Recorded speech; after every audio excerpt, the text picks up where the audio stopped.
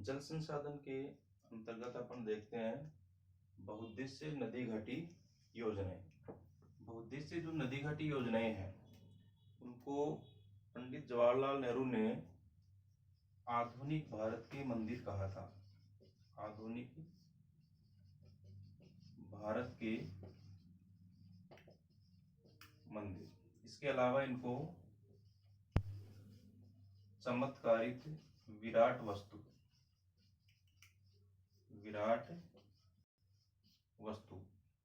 ये नाम है वो भी दिया गया है।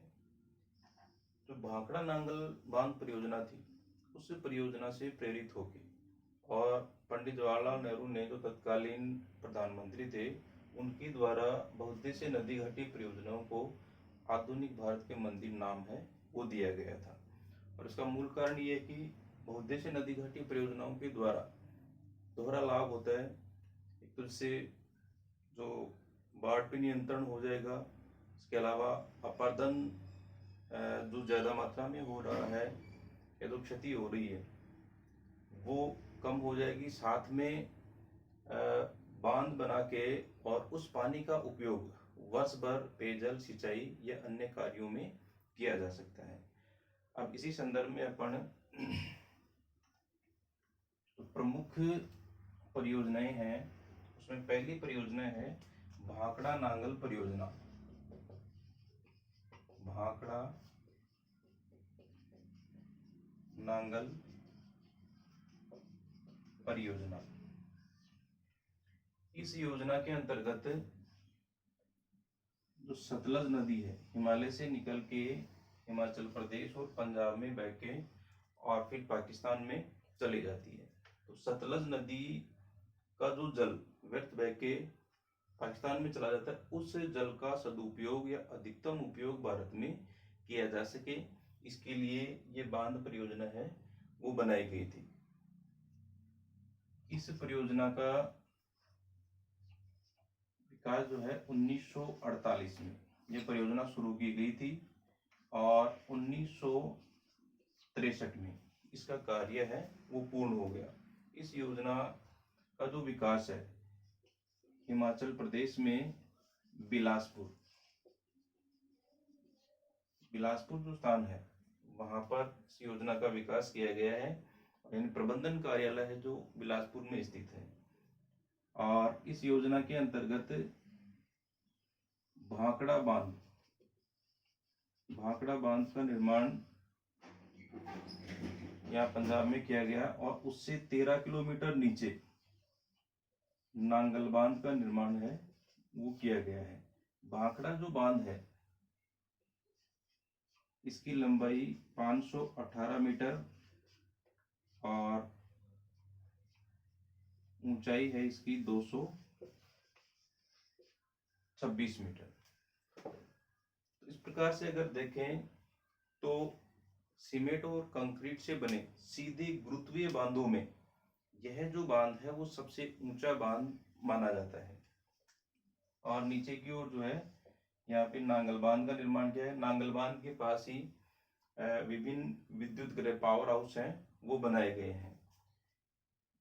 जो सतलज नदी है उसी की सहारे यहाँ पे आपकी यमुना नदी जो गंगा उपतंत्र का हिस्सा है और सतलज के पैरेलल यहाँ पर जो है व्यास नदी और यहाँ पे रावी और फिर चिनाब और झेलम। इस प्रकार से सतलज, व्यास, रावी, चिनाब और झेलम ये 5 नदियां हैं जो हिमालय से निकल के और पाकिस्तान में सिंधु नदी तंत्र में मिल जाती हैं। पंचनद इनको कहा जाता है।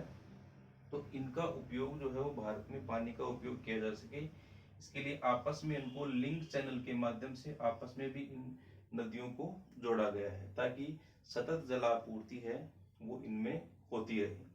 और इसका जो मूल उद्देश्य है वो था सतलज और व्यास इसके बीच का जो दोआब, सतलज और यमुना के बीच का जो दोआब क्षेत्र है, इस दोआब क्षेत्र में सिंचाई सुविधा उपलब्ध करवाना। दोआब वह भाग होता है कि 2 नदियां जब पैरेलल चल रही तो उनके बीच का जो स्थल भाग है उसको दोआब क्षेत्र कहा जाता है। और पंजाब का नाम भी इसी आधार पे पड़ा है क्योंकि पंजाब जो है उसमें 5 नदियों के बीच का दोआब, यानी 5 दोआब स्थित होने के कारण से उसको पंजाब कहा जाता है। ये जो योजना है, इस योजना में विभिन्न सिंचाई नहरों का निर्माण है वो किया गया है। सिंचाई नहरों की अपन बात करें तो भाखड़ा नहर, सरहिंद नहर, नांगल नहर, बिस्त दोआब नहर और नरवाली, ये प्रमुख सिंचाई नहरें हैं जिनके द्वारा तो ये दोआब क्षेत्र और मुख्य रूप से पंजाब और हरियाणा वाला भाग, यहाँ पर सिंचाई सुविधा है वो उपलब्ध होती है। इसके अलावा नांगल के पास में यहाँ पर 3 पावर हाउस यानी विद्युत गृह है वो बनाए गए हैं। पावर हाउस में मुख्य जो है वो आपके कोटला, गंगवाल और तीसरा है रूपनगर। यहाँ पर 3 पावर हाउस हैं, उनका निर्माण है वो किया गया है। तो इस प्रकार से अगर अपन देखें ब्रीफली तो भाखड़ा नांगल जो परियोजना है 1948 में शुरू हुई, 1963 में इसका निर्माण कार्य है वो पूर्ण हो गया। उद्देश्य था सतलज नदी का जो जल व्यर्थ बह के चला जाता है उसका बांध बना के अधिकतम उपयोग करना, और इसका जो प्रभावित क्षेत्र है, जिस क्षेत्र को सबसे ज्यादा लाभ मिलेगा वो क्षेत्र है सतलज और यमुना के बीच का दोआब क्षेत्र। यहाँ पे सिंचाई सुविधा और पेयजल सुविधा इसके द्वारा उपलब्ध होती है। इसका निर्माण किया गया है हिमाचल प्रदेश के बिलासपुर में। ठीक है, लाभान्वित जो है वो सबसे ज्यादा है पंजाब और हरियाणा और राजस्थान। भाखड़ा के पास में यहाँ पर एक झील स्थित है गोविंद सागर, जो इस परियोजना का हिस्सा नहीं है, लेकिन यहाँ पे ये जो झील है वो हिमाचल प्रदेश में स्थित है। इसके बाद में भाखड़ा नांगल बांध का निर्माण किया गया। इस योजना के अंतर्गत ये बांध 518 मीटर लंबा और 226 मीटर जो है वो ऊंचा है, और सीधे खड़े गुरुत्वीय बांधों में सबसे ऊंचा बांध है वो माना जाता है। इसके अलावा इससे 13 किलोमीटर दूर, यहाँ पे 13 किलोमीटर नीचे की ओर नांगल बांध का निर्माण किया गया, इसीलिए दोनों को मिला के इस योजना का नाम भाखड़ा नांगल बांध है वो रखा गया है। 5 मुख्य सिंचाई नहरें हैं इसमें, भाखड़ा सिंचाई नहर, सरहिंद सिंचाई नहर, नांगल सिंचाई नहर, बिस्त दोआब सिंचाई नहर और नरवाली सिंचाई नहर। इसके अलावा 3 पावर स्टेशन हैं वो इसमें बनाए गए हैं, विद्युत गृह हैं वो बनाए गए हैं जिनमें पानी ऊपर से नीचे गिरता है और उसमें टरबाइन घुमा के और विद्युत का उत्पादन है वो किया जाता है, जिसमें कोटला, गंगवाल और रूपनगर, यहाँ पे 3 जो पावर हाउस हैं उनका निर्माण किया गया है। दूसरी जो नदी घाटी परियोजना है दामोदर घाटी परियोजना। दामोदर जो नदी है उसको बंगाल का शोक कहा जाता है,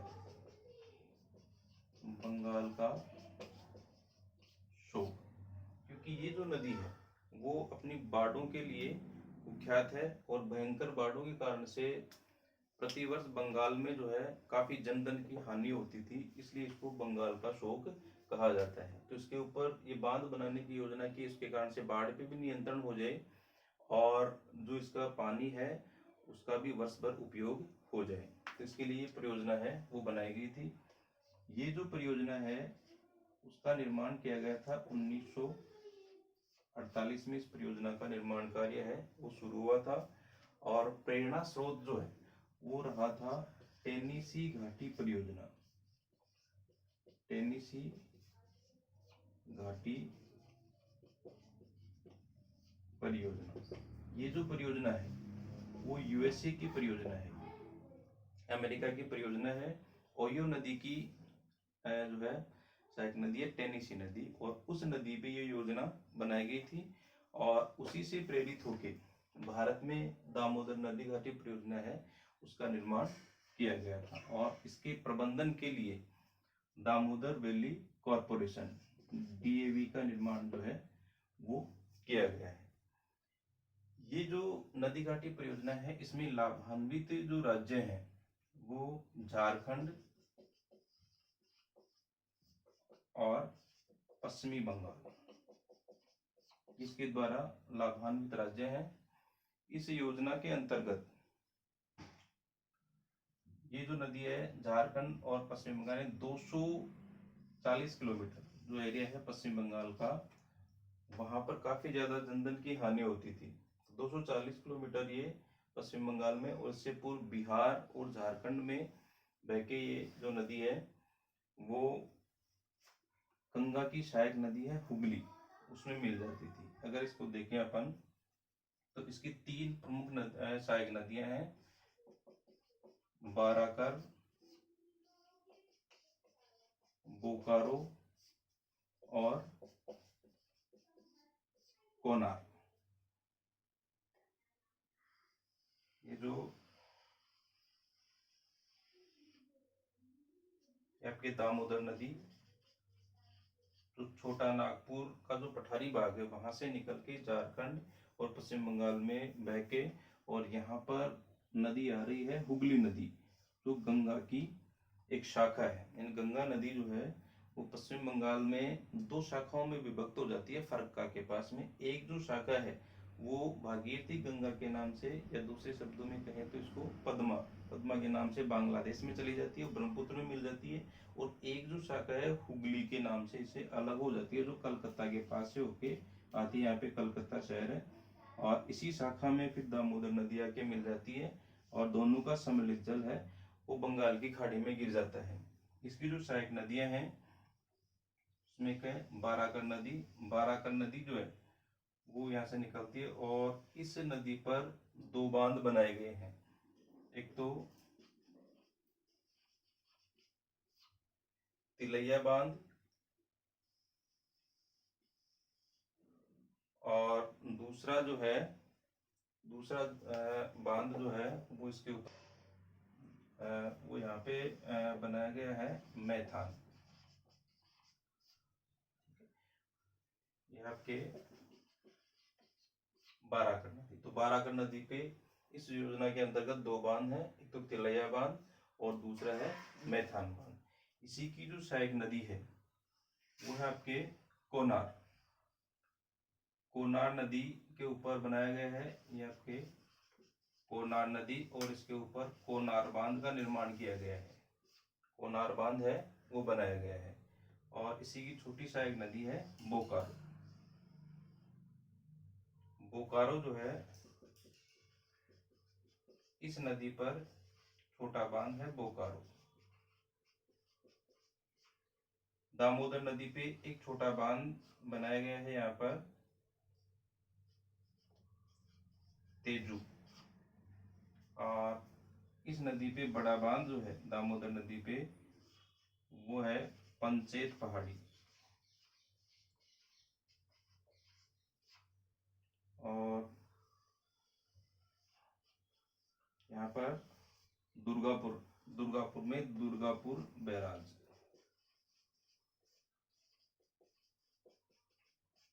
ठीक है, तो इस प्रकार से अगर अपन देखें तो इस परियोजना के अंतर्गत 3 जो सहायक नदियां हैं इसमें बाराकर, कोनार और बोकारो। बाराकर नदी पे तिलैया बांध और मैथान बांध का निर्माण किया गया है। कोनार नदी पे कोनार बांध का निर्माण किया गया है। बोकारो नदी पर बोकारो बांध का निर्माण किया गया है, और दामोदर नदी पे छोटा बांध तेजू बांध, और मुख्य जो बांध है पंचेत पहाड़ी बांध उसका निर्माण किया गया है। इन सहायक नदियों का जल लेके दुर्गापुर जो है वहां पर इसमें दुर्गापुर बैराज का निर्माण किया गया है। देखिए बांध और बैराज में अंतर ये होता है कि बैराज का जो जल है उसका अधिकांश जो उपयोग है वो सिंचाई सुविधा के लिए काम में लिया जाता है, या मुख्य रूप से उद्देश्य जो है वो उनका सिंचाई सुविधा उपलब्ध करवाना है। इसका टोटल जो कैचमेंट एरिया है, तो इस नदी पे जो भी बांध बनाए गए हैं उन बांधों के द्वारा लगभग 18,000 वर्ग किलोमीटर क्षेत्रफल में सिंचाई सुविधा है वो इसके द्वारा प्राप्त होती है। इसके अलावा कुछ जल विद्युत गृह हैं वो भी बनाए गए हैं, जिसमें मुख्य जो जल विद्युत ग्रह हैं उनमें तिलैया, मैथान,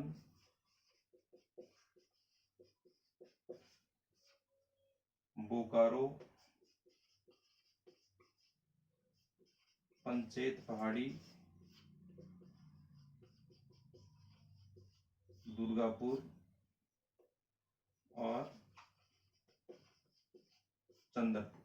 ठीक है, इस प्रकार से तिलैया, मैथान, बोकारो, पंचेत पहाड़ी, दुर्गापुर और चंद्रपुर ये मुख्य पावर स्टेशन है वो बनाए गए हैं जिनमें जल विद्युत का उत्पादन है वो किया जाता है।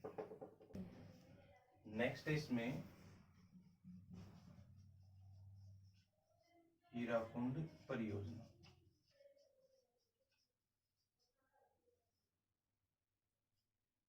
हीराकुंड परियोजना केंद्र सरकार की परियोजना है जो प्रायद्वीपीय भाग में स्थित है और इस योजना का निर्माण महानदी पर किया गया है। महानदी को उड़ीसा का शोक कहते हैं।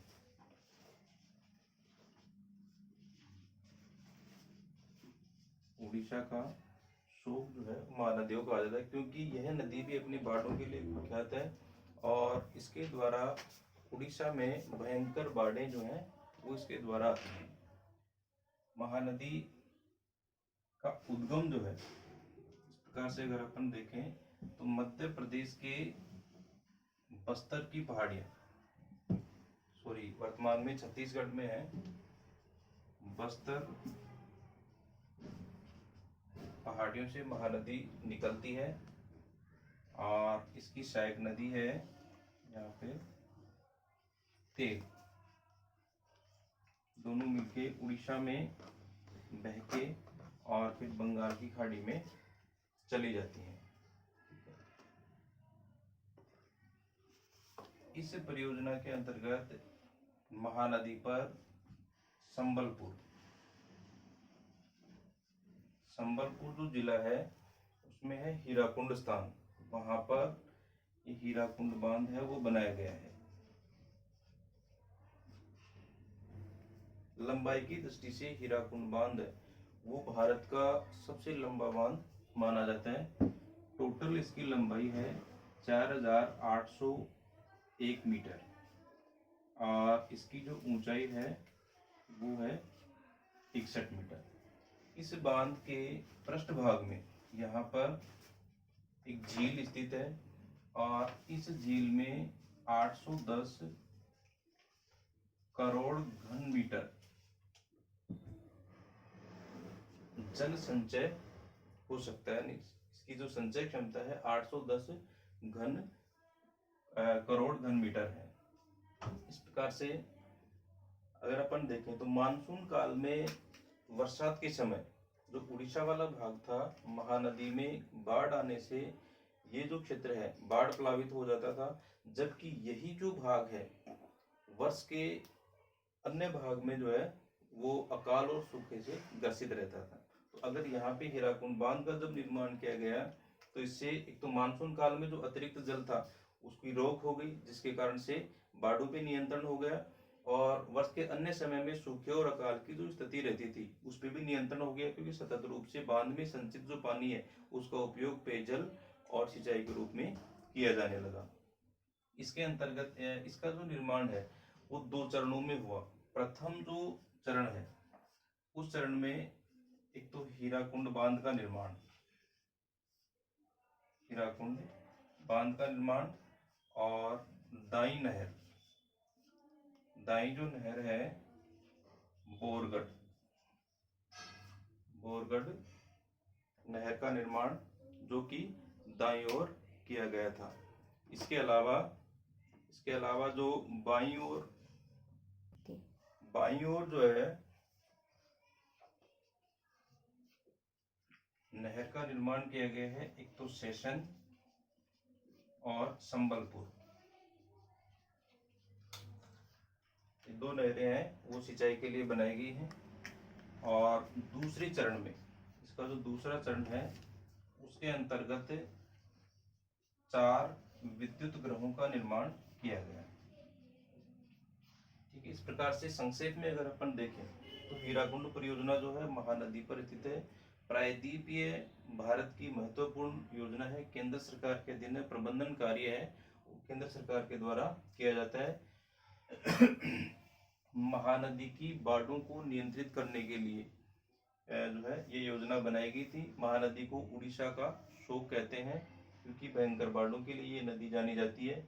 महानदी जो है बस्तर की पहाड़ियों से निकलकर और उड़ीसा में बह के और बंगाल की खाड़ी में गिरती है। इसकी सहायक नदी है तेल नदी। और महानदी में इस योजना के अंतर्गत जो संबलपुर जिला है उसमें हीराकुंड नामक स्थान पे हीराकुंड बांध बनाया गया है। यह जो बांध है भारत का सबसे लंबा बांध है और इसकी जो लंबाई है 4801 मीटर लंबाई है और 61 मीटर इसकी ऊंचाई है। इसी बांध के पृष्ठभाग में एक झील स्थित है। उस झील की जल भराव क्षमता है 810 करोड़ घन मीटर। ठीक है, जहां पे पिकअप रूप में यहाँ पे जल संचित रहता है जो बाद में हीराकुंड बांध के अंतर्गत आता है। और इस बांध ये जो बांध परियोजना है इसका निर्माण 2 चरणों में पूर्ण हुआ है। पहला जो चरण है उसमें हीराकुंड बांध का निर्माण और दाईं ओर की सिंचाई नहर है बोरगढ़ सिंचाई नहर और बाईं ओर की सिंचाई नहर सेशन और संबलपुर। इस प्रकार से एक तो बांध का निर्माण और दाईं और बाईं नहरों का निर्माण ये प्रथम चरण में पूर्ण हुआ। इसके अलावा जो द्वितीय चरण है उसमें 4 विद्युत ग्रहों का निर्माण है वो किया गया है।